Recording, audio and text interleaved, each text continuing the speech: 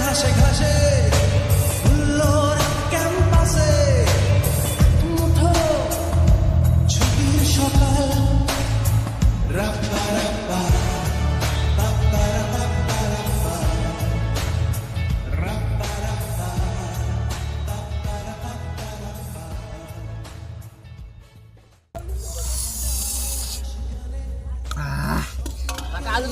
আমরা দেখুন এত সুন্দর চাল, এই মাংস হাত দিলেই গলে যাচ্ছে।